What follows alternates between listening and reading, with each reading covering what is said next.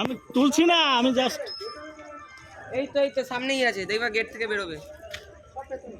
হ্যাঁ বলেছি তোমার সাথে কথা বলবো, দেখবা আমি তো আমাদের চেনে ভালোভাবে।